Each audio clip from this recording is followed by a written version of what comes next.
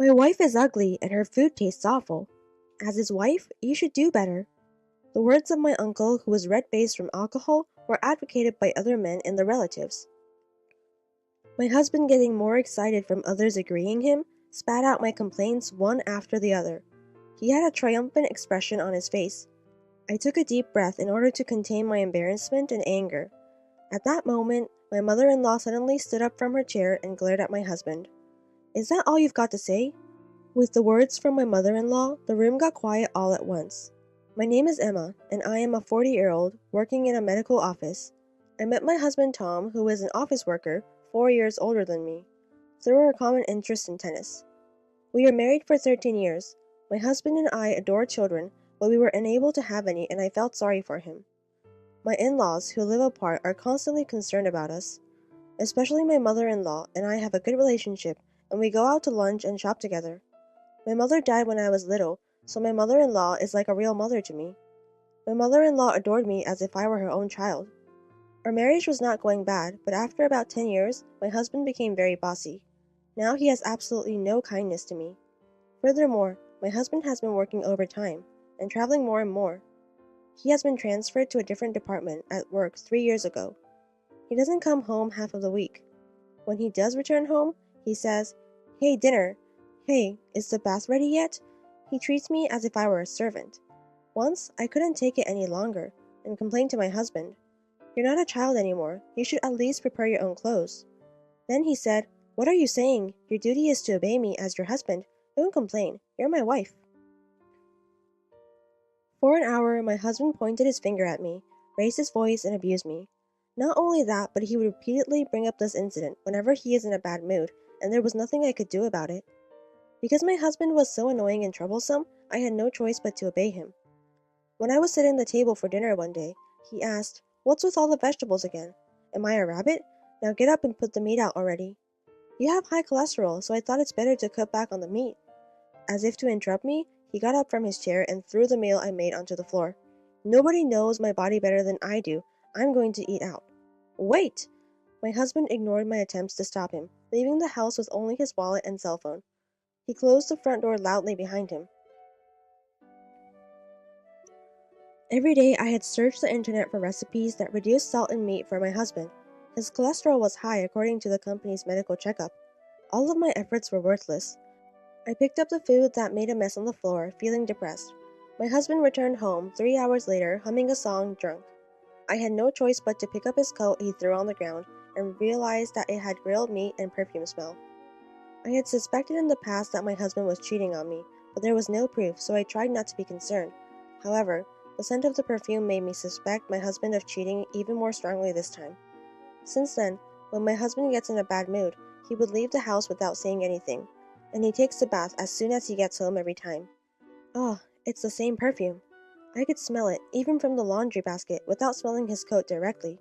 You won't be able to sing carelessly in the shower soon. Gaining confidence that he is cheating, I decided to get the evidence to put him in hell. 3 weeks later, we were heading to in-laws' house. Every New Year's Day, all the relatives gather at my husband's parents' house for a party. All the relatives had already gathered when we arrived. On the table, there was a colorful and delicious-looking New Year's dinner prepared by my mother-in-law. My husband and I wished my in-laws and other relatives a Happy New Year. "You don't have to be restrained, Emma. Go ahead and eat them." "Yes, thank you very much."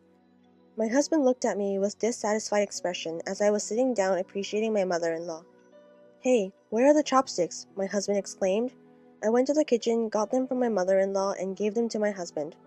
"Hey, where are the cups?" he asked. "Can't you do that without being asked? You should care about your surroundings." Even though all of our relatives were there, my husband kept abusing me. "I'm not a psychic. You should at least tell me or I won't understand." I contained my irritation and handed him a glass, and he sipped the sake the relatives had poured him with a delicious smile. "Would you like a glass too, Emma?" My uncle also offered me a drink, but my husband declined before I said anything. "She's my driver, so," he said. My mother-in-law and other female relatives were busily working in the kitchen. They were preparing lunch and bringing drinks and snacks to the men. I also wore an apron I brought from home and worked non-stop.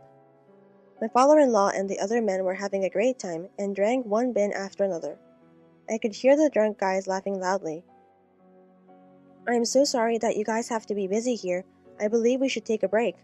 My mother-in-law prepared some hot tea for us. When we were drinking the tea and having small talk, I heard my husband's voice from the living room. Let's go around revealing things we can't normally say. Let's relieve stress talking about them. It's a new year. The men rejoiced at my husband's suggestion. The loser of the rock, paper, scissors is allowed to say whatever he wants. My husband, who was weak with alcohol, then he thinks was so drunk he couldn't even speak properly. Sounds like a lot of fun. My mother-in-law smiled and seemed interested. Actually, I had something planned for this New Year's Eve party too. Then my husband said something unexpected and I decided to use this opportunity. I took something from my bag and put it in my apron pocket. Rock, paper, scissors. With a loud yell, the game started. The losers complained about their salaries, or their bosses, one after the other. So true, so true. The listeners agreed as the loser complained. Finally, my husband lost the rock, paper, scissors, and it was his turn to present his daily complaints. I was both excited and nervous about what he was going to say. My complaint is that my wife is unattractive, and her food tastes bad. My mind went blank from shock. My father-in-law flusteredly cleared his throat. When you guys got married, you were complimenting her beauty and cooking skills. That was a long time ago, Dad. She now only serves tasteless food, full of leaves like rabbit food. My uncle's expression darkened when he heard this. That's awful. Being his wife, she should do better. My uncle's words were advocated by the men. No one knew I had been thinking about my husband's health and cooking every day. Therefore, people were saying whatever they wanted. Listening to that, I was embarrassed and angry, wanting to just run away. Following my husband, the conversation changed to complaints about their wives. I work hard every day, so increase my allowance. Stop whining and just obey me. The father-in-law was smiling as he listened, but the wives on the other end remained silent and looked down. Then it was back to my husband's turn. Everyone is fortunate to have children, he stated. My wife is a defective woman, incapable of having children. My husband should know how badly I wanted children. I had never imagined he'd abuse me like that. Sadness and frustration filled my heart. I took a deep breath and tried to keep the tears from welling up in my eyes. Everything will be fine, Emma. My mother-in-law took my hand gently. She sighed deeply and stood up from her chair, approaching my husband with a dark expression I had never seen before. Is that all you've got to say? The men were surprised by how mother-in-law yelled, as she usually appeared kind and obedient to their father-in-law. The lively atmosphere changed dramatically and became quiet. Hey, we're all having a good time, my father-in-law said to my mother-in-law. There's no need to be angry. What? You guys are the only ones having a good time. You're the one who had to put a stop to them. Shame on you. Defective woman? How could you say that? Yes, that is right. With a troubled expression on his face, the father-in-law looks down. Can't you see that we, too, have a lot to say to you men, right? The woman who had been silently nodding burst into applause. Now, don't be afraid to speak up. Let us say whatever we want, and we will feel better. Mother-in-law's words triggered the women to express their true feelings one after the other. Increase your income if you want more allowance. Why don't you just do things on your own if you don't want us to complain? I would want you to do things for me instead. When the wives made precise complaints about them, the men went speechless and apologized one after the other. Only my husband remained cold and did not seem to care. What's bad about telling the truth? Why would I apologize? No one replied to my husband's question, and they exchanged awkward glances. I will not apologize, and I will repeat myself. Such an unattractive wife, a bad cook, and a defective woman who can't have children. My husband humiliated me, repeatedly pointing his fingers at me. At this point, the sadness and frustration I had been holding back turned into uncontrollable rage. You have no right to say such a thing to me. I approached my husband calmly, secretly controlling my cell phone, which I had hidden in my apron pocket. It's not fair that you only get to relieve stress. I would love to too, and you wouldn't mind, right? You have complaints about me? Don't be a fool. I would understand appreciation, but not complaints. Oh, let's see.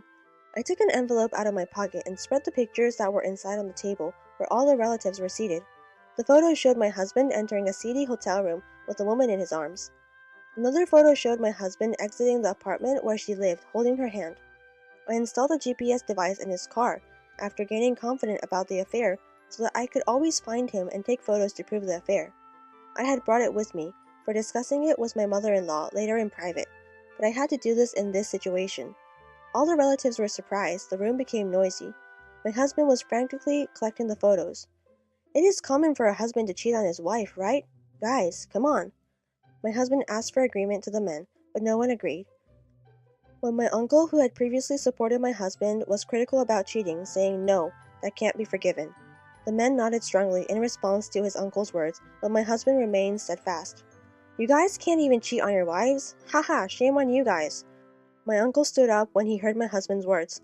"Who is the most shameful, huh?" "That's right," the men exclaimed. They stared coldly at my husband. My husband appeared to be trying hard to appear strong and right. I was disgusted by such demeanor, so I confronted my husband with additional evidence. "Actually, I got a phone call a week ago from Madoka-san, your new love. I heard you've been dating for 3 years. Madoka? Who is that? Don't try to fool me. I heard you had a crush on your subordinate. And Madoka-san is 7 months pregnant. I'm not sure what you're talking about." My husband was attempting making excuses, but he couldn't hide his agitation. "She requested that I divorce you. I heard you refused to acknowledge the child, telling her that your wife wouldn't accept a divorce." "I didn't say that." "Oh, that's funny. I thought you didn't know her name." Saying that, I took my cell phone out from my apron pocket. I put it on speaker and turned the volume up to maximum, so that everyone in the room can hear. "Did you hear what I just said, Madoka-san?" She sniffles, possibly crying, and says quietly, "Yes." "Actually, I had called the girl the day before New Year's and told her I would call her today.